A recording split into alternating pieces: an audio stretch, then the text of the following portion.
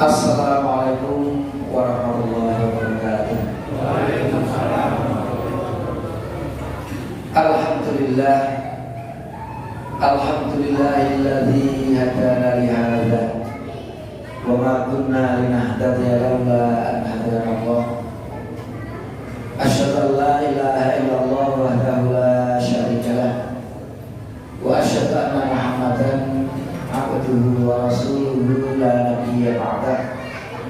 Allahumma sholli ala Muhammad wa ala alihi wa ashabihi ajma'in, amma ba'd. Bapak-bapak, ibu sekalian yang berbahagia, pertama mari kita selalu panjatkan puji syukur kehadirat Allah Subhanahu wa taala atas segala nikmat yang telah diberikannya kepada kita semua, khususnya nikmat iman dan Islam.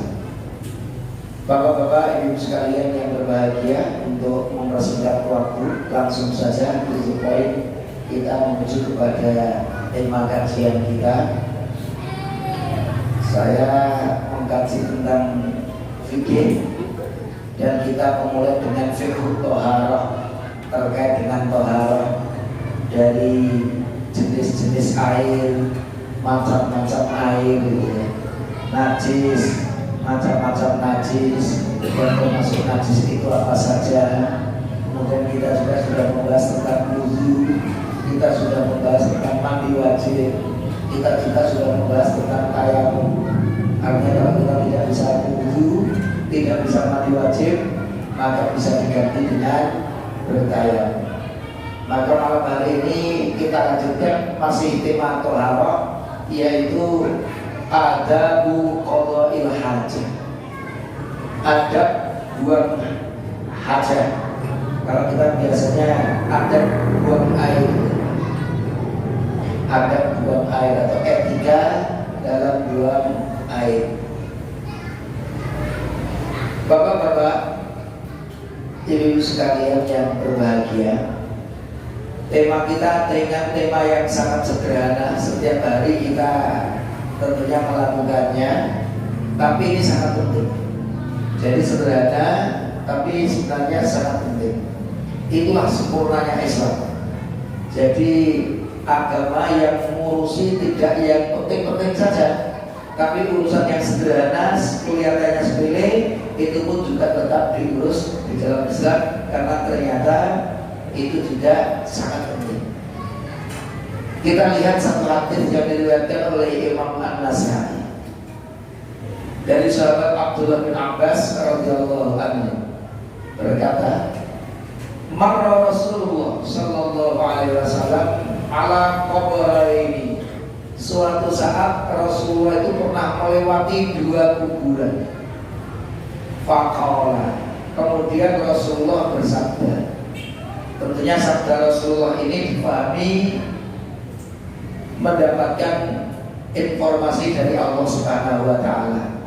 Karena beliau Nabi, Rasul, manusia itu tidak mengetahui perkara yang gaib sampai Nabi tidak tahu perkara yang gaib, kecuali kalau diberitahu oleh Allah Subhanahu wa taala yang mengetahui perkara yang gaib. Maka Rasul kadang-kadang mengetahui perkara yang gaib karena itu langsung diberitahu oleh Allah, karena beliau sebagai Nabi dan Rasul. Kita pahami ini juga bagian dari itu. Rasul bersabda, ketika beliau melewati dua kuburan, beliau bersabda, innahuma yu'adzaban. Dua orang yang ada di kuburan ini sekarang ini sedang diazab oleh Allah. Jadi dua orang yang di kuburan itu sedang diazab oleh Allah Subhanahu wa taala. Wa ma yu'adzaban fi kabirin, dan keduanya ini diazab bukan perkara yang berat-berat, bukan perkara yang besar-besar, bukan masalah korupsi, masalah berbuat zina seperti itu, atau berbuat syirik, tidak. Amma hadza, adapun yang satu ini, kuburan yang satu yang di dalamnya sedang diazab itu tadi, fakana la yastanzihu min baulihi, karena dia biasa tidak membersihkan ketika habis buang air. Jadi wajib tidak ngurusi kebersihan, toharoh ketika habis buang air. Cukup dengan hal itu dia dianggap dikuburan. Ini kan menunjukkan perkaranya sepele, tapi menjadikan seseorang dianggap. Ini juga salah satu dalil adanya azab kubur. Wa amma hadza, adapun yang satu ini fa innahu kana yamshi bin namimah. Yang saat ini an-namimah itu tukang ngadu domba, provokator, memecah belah umat. Tidak mau umat itu bersatu, dibikin pecah, nanti mereka senang melihat jago taruh. Nah, ini orang yang menjadi provokator, memecah belah umat, disebut dengan an-namimah. Karena ini cukup besar.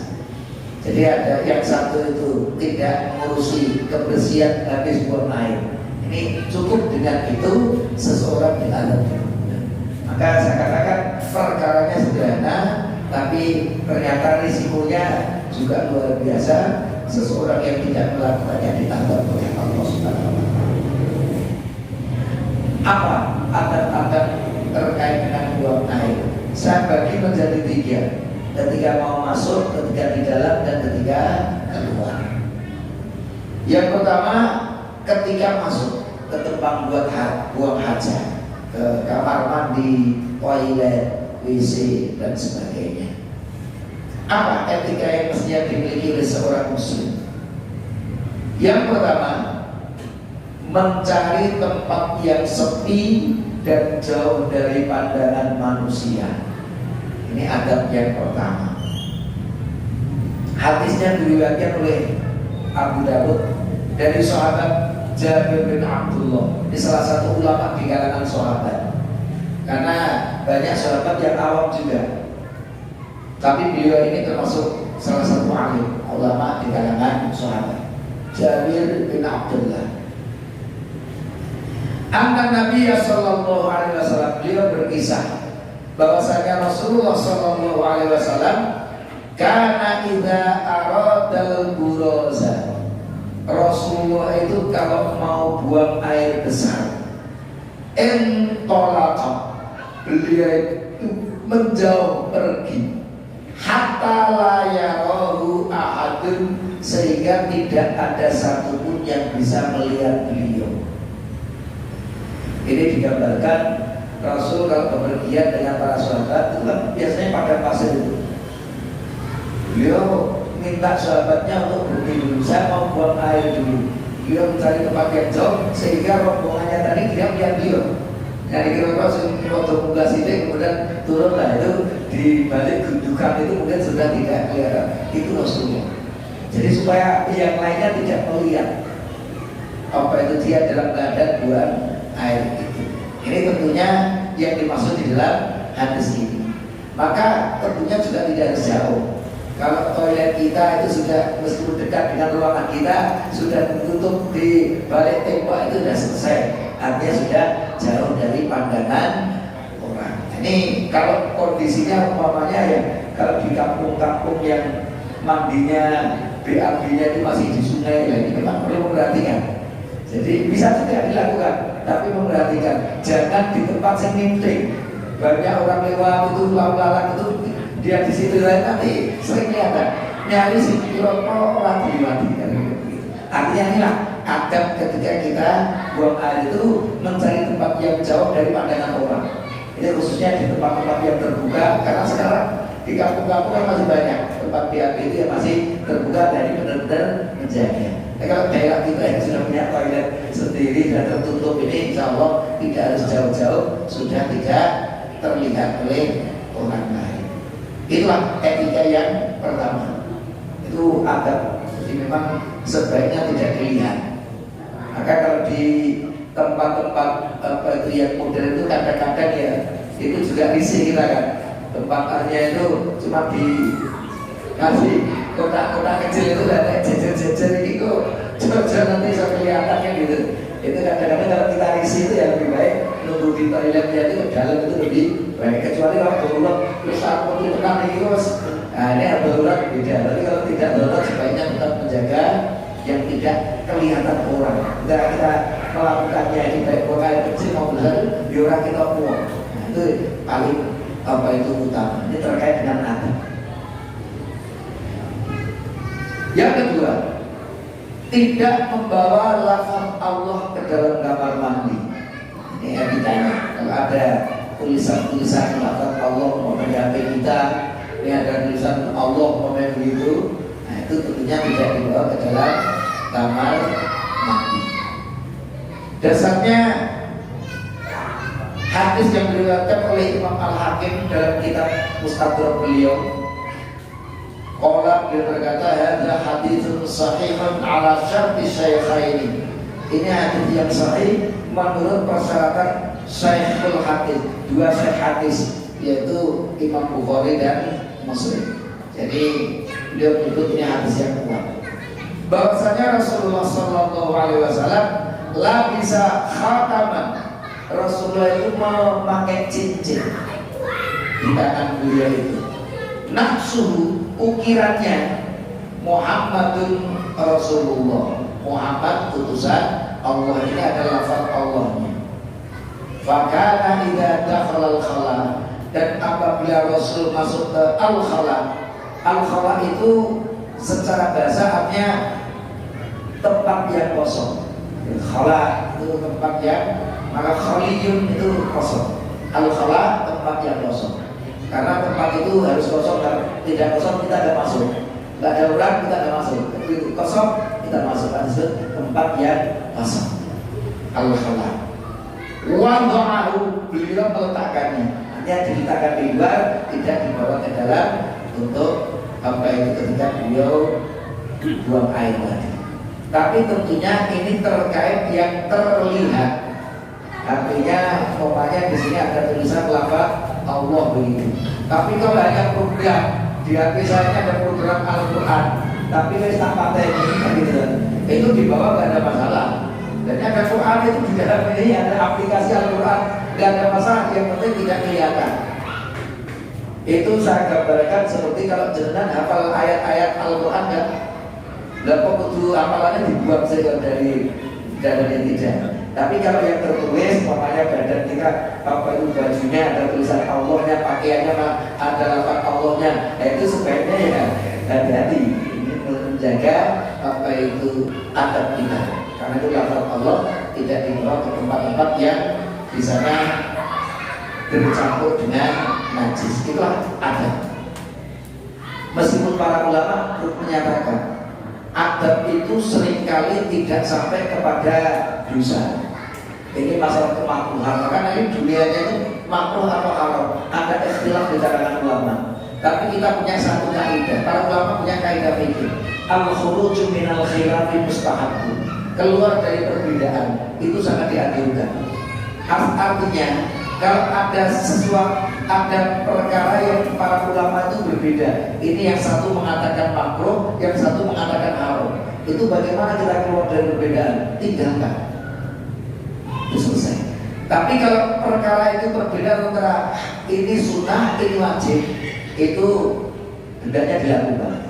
Umpamanya ada ikhtilaf, sholat id itu hukumnya apa?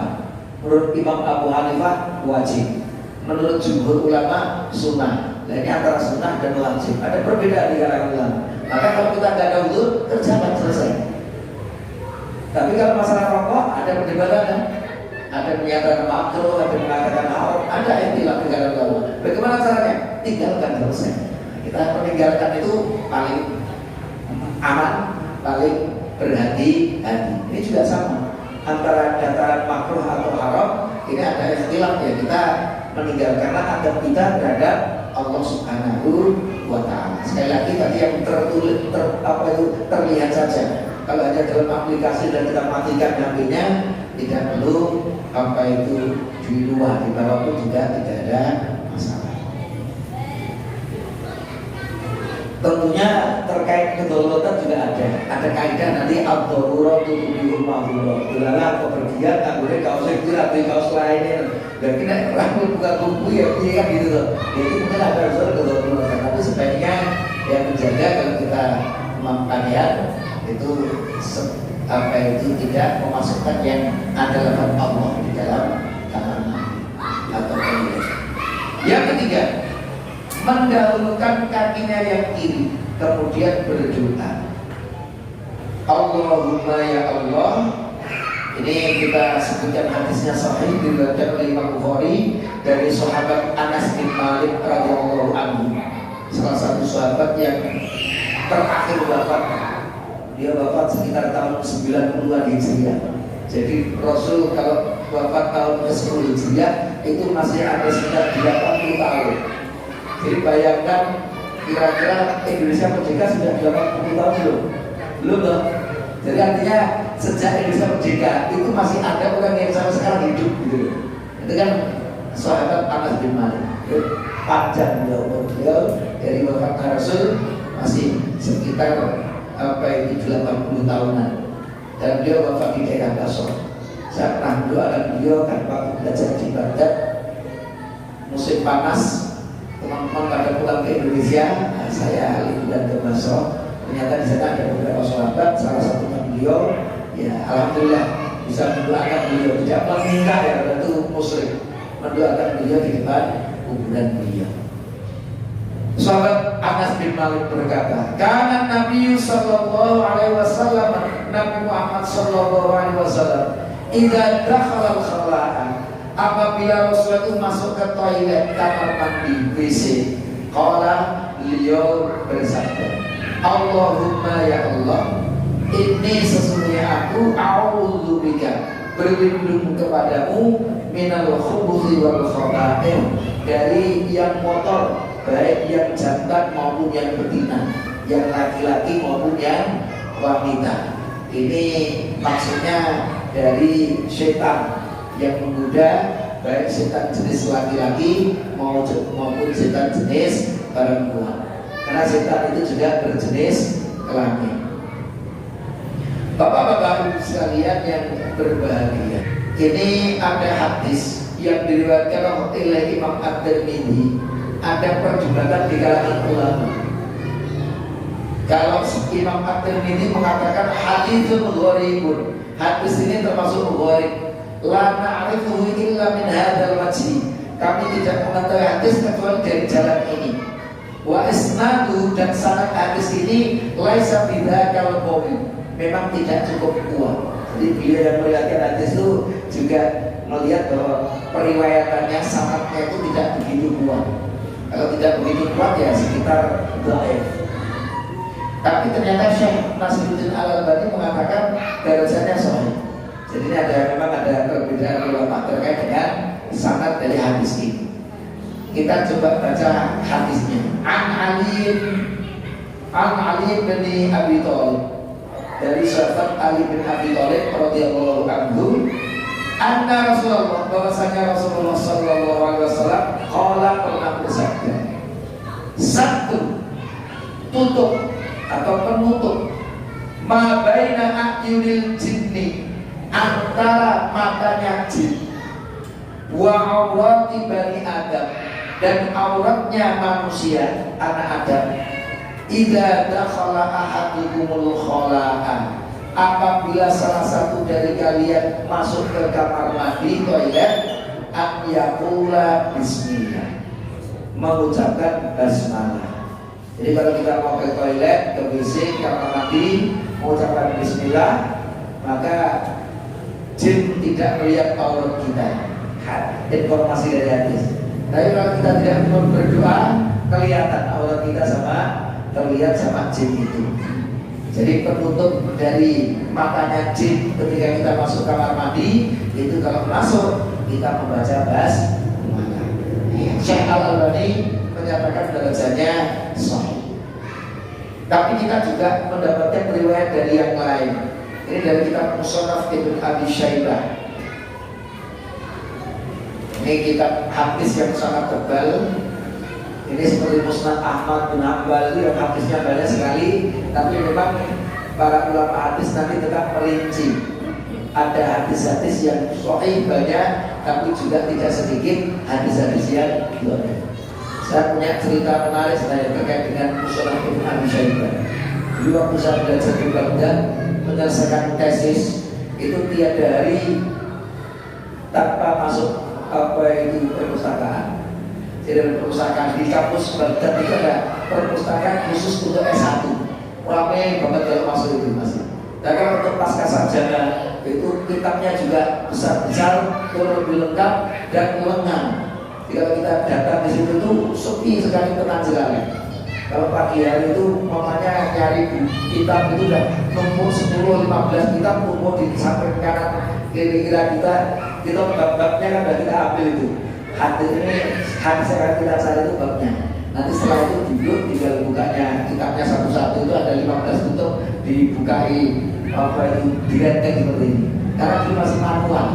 Tapi sekarang belajar itu lebih mudah karena kita kita dimudahkan dengan teknologi. Saya punya beli kitab waktu di Baghdad itu, di rumah saya itu kitab fikih, kitab tafsir, tapi tidak ada yang saya baca.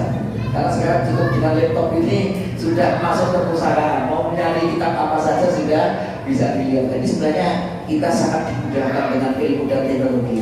Nah, kalau kita tidak punya giroh untuk belajar, itu sebenarnya menunjukkan kita itu sangat lemah. Nah, sebaiknya kita lihat habis saja sekarang bisa dari hadis-hadis itu.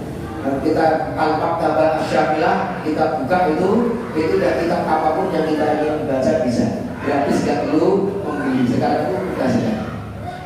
Bapak-bapak ibu, mohon maaf ngatur sampai kemana-mana. Ini dalam kitab Musannaf Ibn Abi Syaibah salah satunya. Kalau kita Kutub Sittah dan lain-lain, kemudian Darqutni, Al-Bayhaqi ada, seringkali di dalam kitab Musannaf Ibn Abi Syaibah nanti tetap ada tercantum di situ ada riwayat, tapi tetap dicek lagi dari sanadnya para ulama hadis bagaimana mengkaji tentang hadis yang dibawa oleh Ibn Abi Syaibah itu. Ini Anas Syekh Al-Albani mengatakan bahwasanya sahih. Ini sahih. Dari Anas bin Malik bahwasanya Nabi Muhammad SAW karena idza takhalal kanif, kalau Rasul itu masuk ke toilet seperti itu, tempat buang air, karena beliau itu berdoa Bismillahi Allahumma inni a'udzubika minal khubuthi wal khaba'is. Tadi Bismillah, ini dilengkap lagi Bismillahi Allahumma inni a'udzubika minal khubuthi wal khaba'is. Itu apa itu doa beliau ketika mau masuk. Sedangkan hadis yang dijadikan dasar mendahulukan kakinya yang kiri sebenarnya tidak secara langsung. Hadisnya terkait dengan tangannya. Itu dijadikan para ulama atau dikiaskan dari hadis ini untuk kakinya juga. Dari Aisyah radhiyallahu anhu qalat, beliau berkata, "Kanat yadu Rasulillah." Dulu tangannya Rasul itu sallallahu alaihi wasallam al-yumna li tuhurihi wa ta'ami. Tangan kanan itu untuk bersuci, untuk makan, untuk yang baik-baik, untuk yang bersih-bersih. Wa kanat yadul yusra li khala'i wa ma kana min adha. Tangan kirinya untuk yang kotor-kotor, untuk yang untuk khala'i ketika dia ke kamar mandi, atau min adha, atau sesuatu yang kotor. Maka ada yang mengatakan kun karyadai, jadilah seperti dua tangan. Ada yang menyebut itu hadis, tapi sebenarnya itu bukan hadis, bukan dari Rasulullah SAW. Meskipun maknanya juga tidak salah. Kun karyadai, jadilah kalian itu seperti dua tangan. Dua tangan itu kan nggak pernah saling kiri lagi. Sering makan kanan, begitu masalah jempol kiri kan, kiri sama kanan nggak apa-apa gitu. Sudah saling memahami tugasnya masing-masing lagi kan.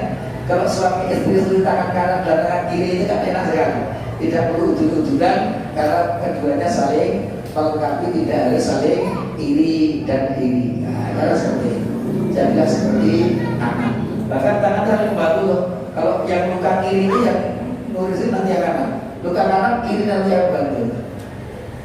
Ada nanti ada kata-kata lagi, wala takun kal udzunaini. Janganlah kamu seperti dua kuping. Ini maksudnya bukan kuping itu tidak ada manfaatnya, tapi sisi negatif dari kuping itu. Ini dekat tapi tidak pernah seraung. Sisinya Panduwe Rono, sisi Panduwe Rono, ini tidak ada silaturahim sama sekali. Maksudnya sisi negatif dari telinga itu. Jadilah tangan yang tidak saling kiri, saling melengkapi. Terus apa itu kalau kuping itu kan kiri loh. Kalau umpamanya mbak-mbak atau ibu-ibu punya anting 2 hilang 1, mau ganti anting yang kiri, tapi yang kanan juga jalur hijau juga. Aku iya padahal dari hilang sisi.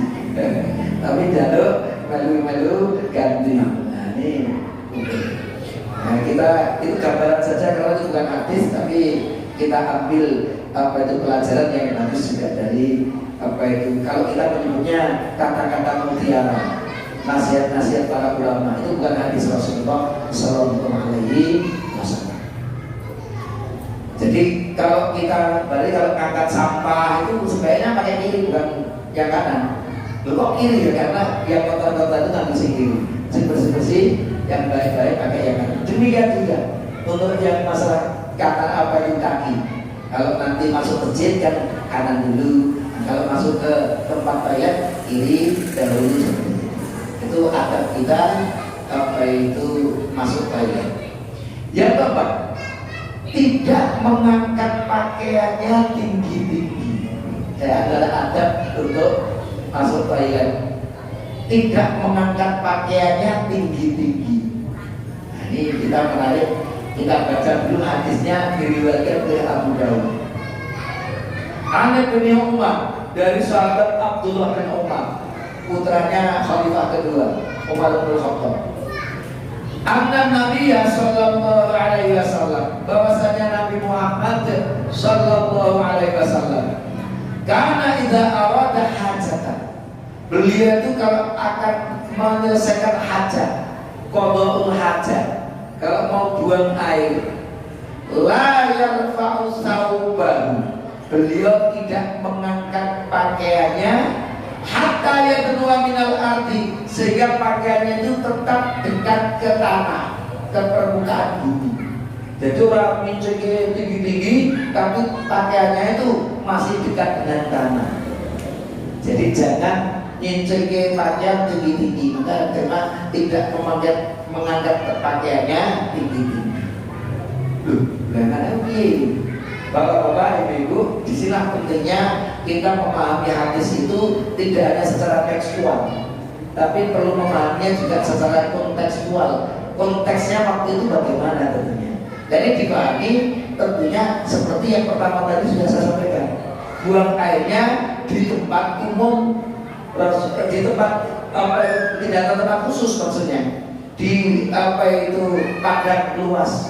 Seperti Rasul ketika bepergian ke padang pasir itu kan mencari tempat yang jauh dari pandangan. Ini juga kondisinya itu tidak mengangkat pakaiannya tinggi.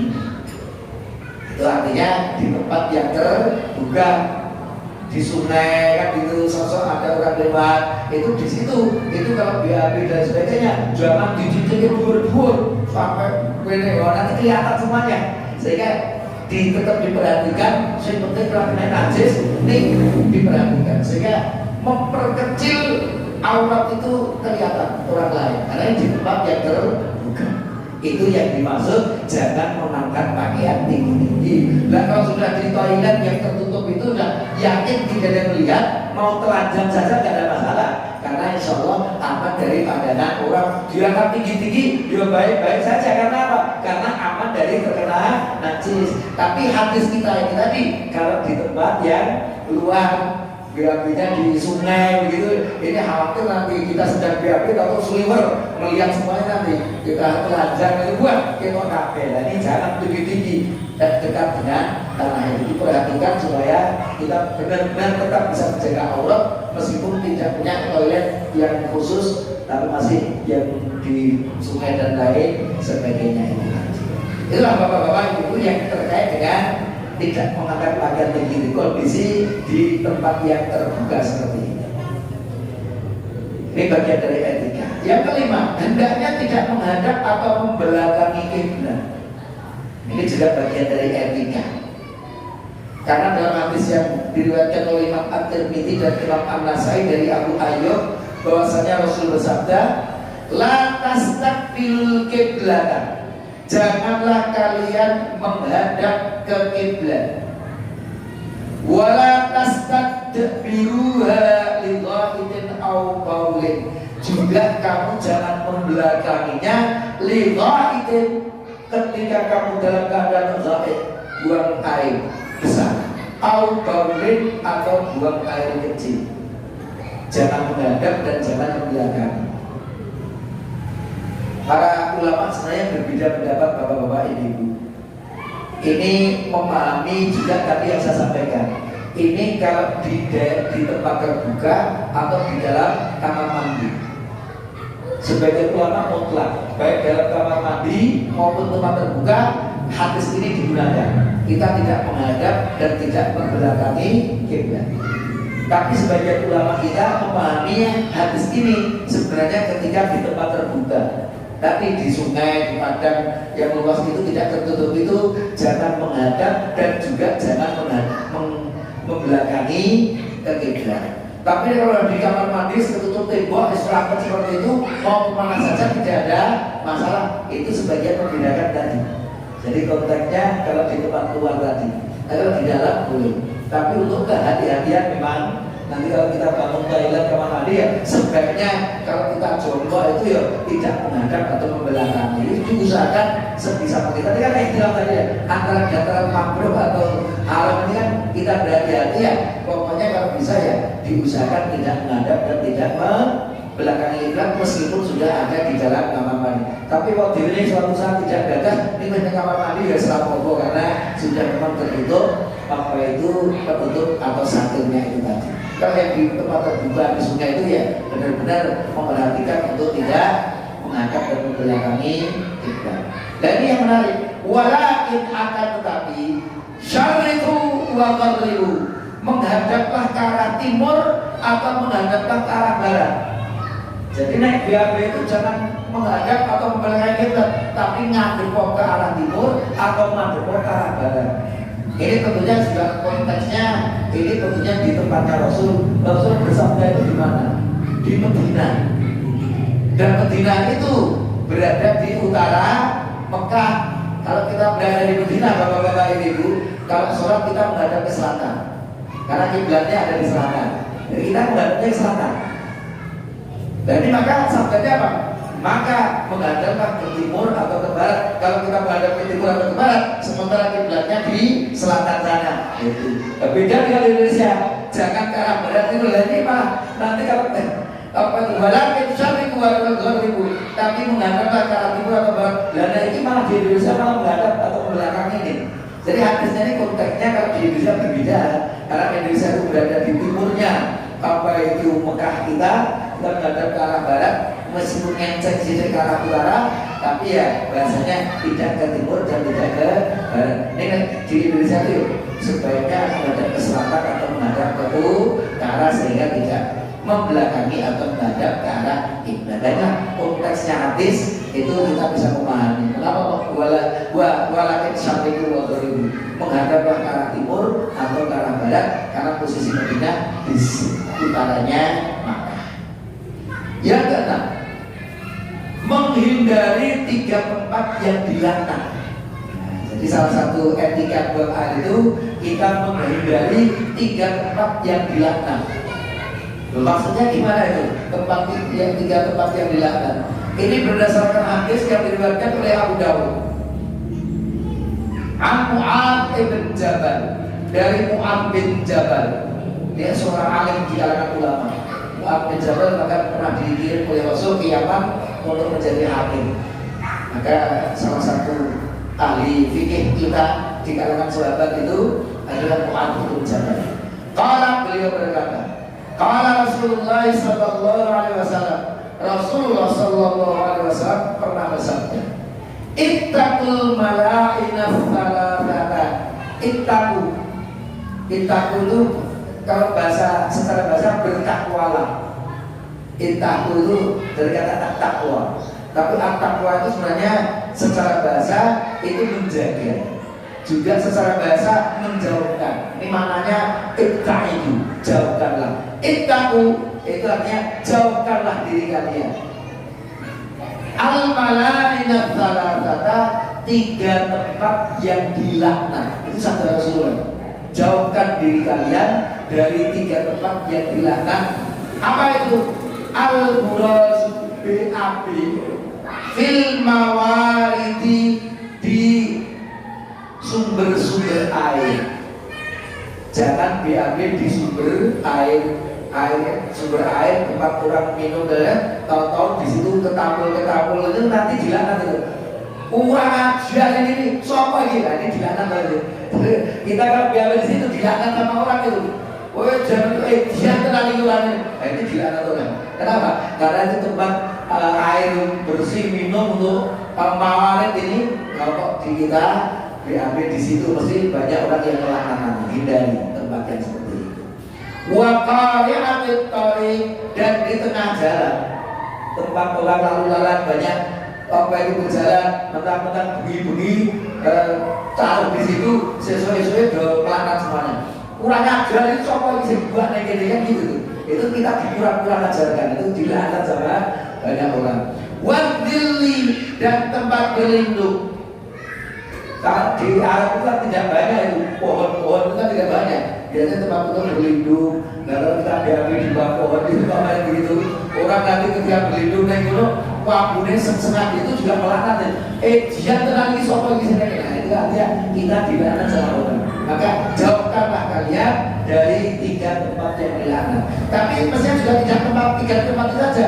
Di tempat-tempat yang kalau kita melakukannya kita bisa dilaknat orang. Hendaknya kita tidak melanggar di sana, berhati-hati. Kalaupun lama didudukkan itu loh, kemudian ditutup supaya tidak menimbulkan bau yang menjadikan kita dilaknat banyak orang. Itulah etika ketika kita buat. Yang ketujuh, tidak berbicara, menghindari dari bercakap-cakap. Karena ada hadis dari Jabir berkata, Rasul bersabda, "Idza taqawwaqa ar-rajulani", apabila 2 orang itu sedang BAB, falyatawara. Yang tawara itu dari kata wara. Wara itu belakang. Hendaknya saling membelakangi. Jadi ketika BAB itu saling membelakangi. Sekali lagi, khususnya di tempat-tempat yang terbuka. Padahal itu yang foto-foto bareng kan itu tentang sesama jenis itu, wes jajan kalau mau jangan membelakangi. Etikanya sisi itu dan sisi madhab. Nah loh, 2 orang itu saling membelakangi. Falyatawara kullu wahidin minhum. Jadi masing-masing membelakangi. Jangan jajan apalagi serawung toto-toto na'udzubillahi min dzalik. Falyatawara, saling membelakangi. Nah, kecuali kalau toilet ini jejer-jejer, itulah pokok itu karena sudah tertutup dengan tembok, tidak ada masalah. Mansohibi, dari temannya, wala yatahaddatsa, dan janganlah keduanya bercakap-cakap, jangan ngobrol di situ. Fa innallaha, karena sesungguhnya Allah yang kutu ala dzalika, Rasul tidak suka hal itu. Rasul marah, tidak suka, membenci hal itu. Karena itu perkara yang dibenci oleh apa itu Allah Subhanahu wa taala. Jadi Rasul menyebutkan ilatnya.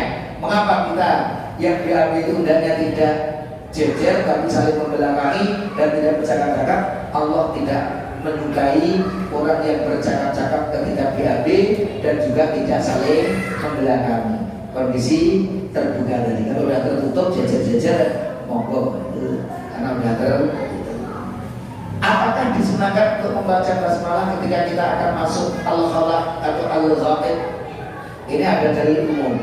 Kullu amrin dzibalin, setiap perkara yang penting, la yubda'u fihi bi dzikrillah, tidak dimulai dengan zikrullah, mengingat Allah, salah satunya dengan mengucapkan basmalah, apa? Maka perkara itu terputus, hanya terputus pahalanya. Tidak ada diniati, maka perbuatan yang tidak ada niatnya itu terputus, tidak ada pahalanya. Supaya ada pahala apa? Innamal a'malu binniyat, kita niatkan dengan membaca basmalah, itu salah satu zikirnya. Ini Al-Albani menyebutnya dhaif, riwayat Darqutni. Kullu amrin dzibalin la yudawfi bismillahirrahmanirrahim apa? Sebagian ulama menggunakan ini kalau di dalam buku Adabun Nabawi ayat kecil itu dulu kita waktu dulu belajar waktu SD belajar sama bahasa kedua juga kiai itu kitab-kitab Adabun Nabawiyah itu salah satunya ini. Kullu amrin dzibalin la yudawfi bismillahirrahmanirrahim apa? Tapi saya kalau menyebut ini bahasanya ternyata dhaif. Tapi ada riwayat yang lain. Ini An-Nawawi hasan. Kullu amrin dzibalin la yudawfi bihamdillahi fa huwa aqta. Nah ini akhir gitu tadi. Penutup antara kita dengan jin itu kalau masuk ke toilet kita membaca basmalah. Itu kalau kita baca basmalah maka tidak akan terlihat aurat kita oleh jin. Ini juga ada perbedaan, tapi saya Al-Albani mengatakan derajatnya sahih. Itulah kurang lebih beberapa tema terkait dengan buat ayat yang sudah cukup panjang. Untuk sesi tanya jawab, monggo dipersilakan untuk bertanya. Terkait mandi, berdua di kamar mandi itu ada hadis yang sahih yang bercerita Aisyah. Dulu saya biasa ke kamar mandi itu bareng dengan Rasul, bahkan kita rebutan ciduk sampai Aisyah itu Rasul buat aku genti itu kata Aisyah karena Rasul kayaknya pernah celana gitu sampai terjadi seperti itu. Waktu itu kita berdua dalam keadaan junub. Itu Aisyah. Yang penting ketika mandi basmalah itu kalau sama suami istri kan nggak ada masalah. Itu di dalam kamar mandi juga halal saja kalau suami istri loh, nggak ada masalah. Nah, itu Rasul pun juga ternyata pernah mandi bersama. Itulah mungkin termasuk apa itu dekatnya Rasul dengan istri sampai mandi aja beliau sering bersama Aisyah mandi bareng. Nggak ada masalah ternyata. Tidurnya di gerbang itu.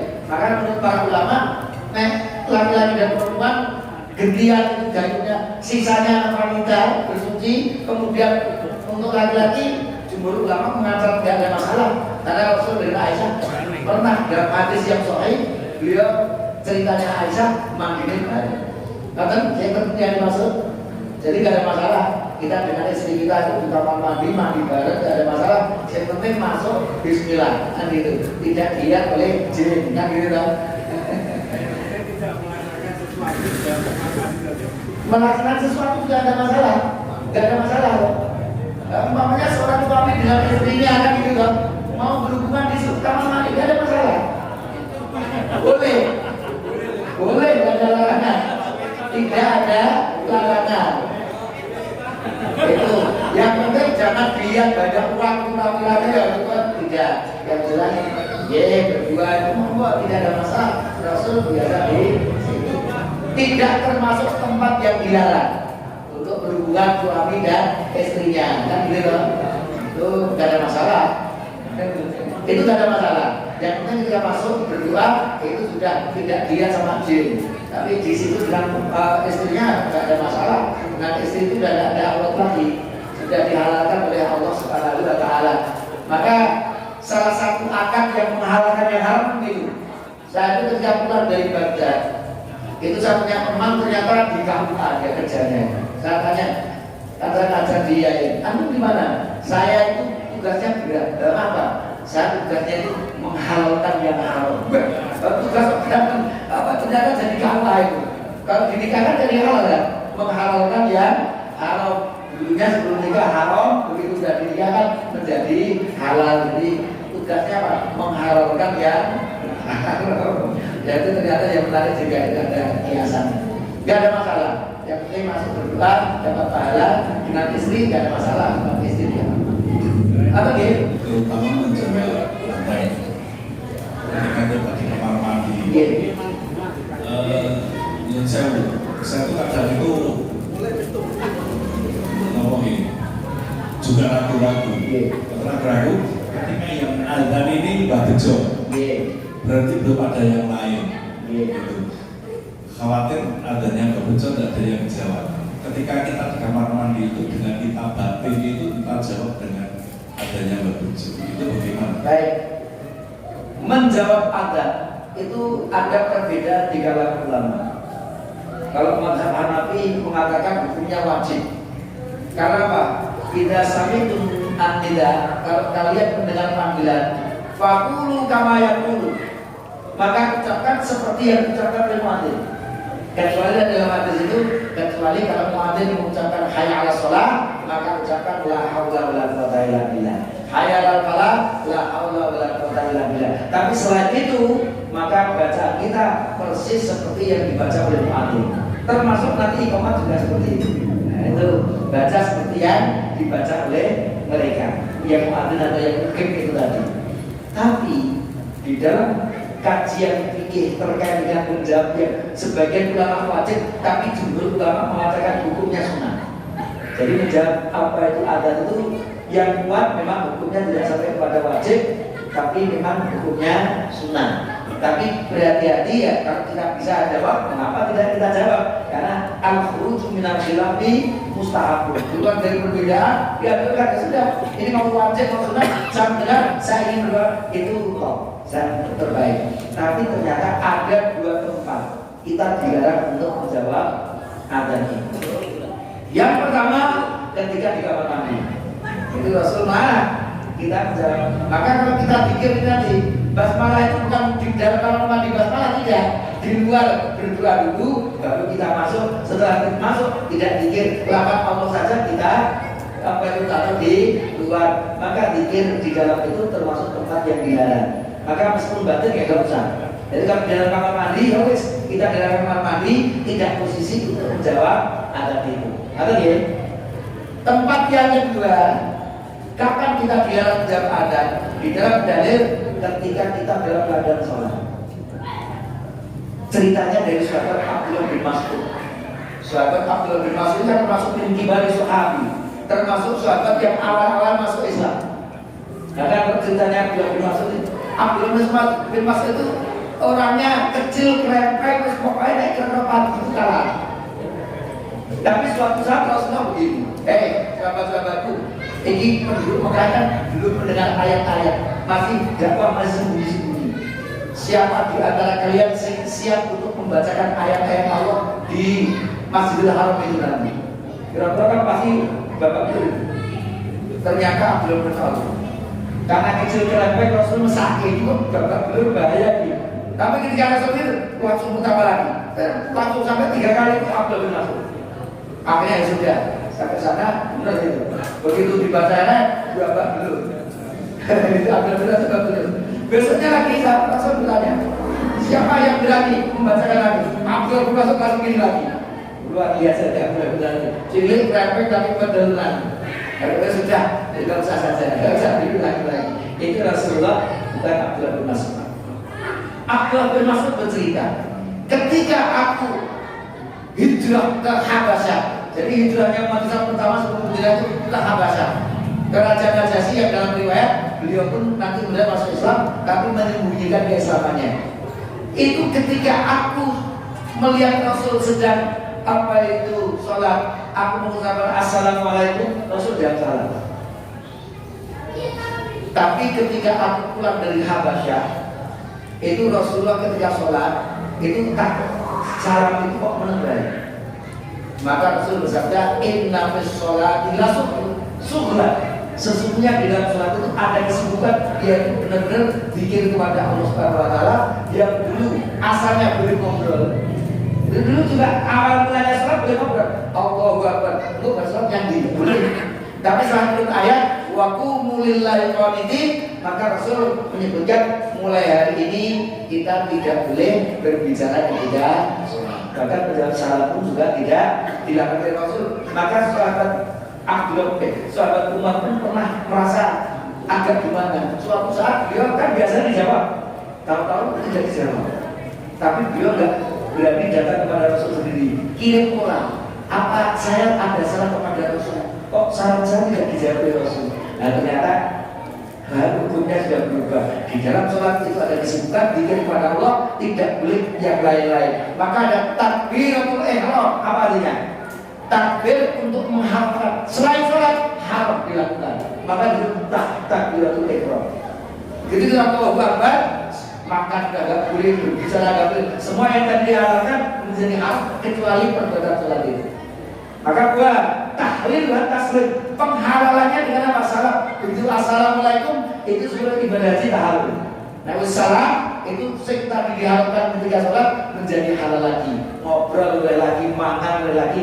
Dua tahlil dan taslim. Maka setelah ada dalil ini, para ulama berpendapat orang yang dalam sholat juga tidak boleh menjawab adzan itu. Tapi karena orang sholat itu juga sudah berpikir kepada Allah Subhanahu wa ta'ala. Itulah yang saya sebab mudah-mudahan ada manfaatnya. Yang lain mungkin di waktu yang lain. Aku qouli hadza wa astaghfirullah li wa lakum. Wassalamualaikum warahmatullahi wabarakatuh.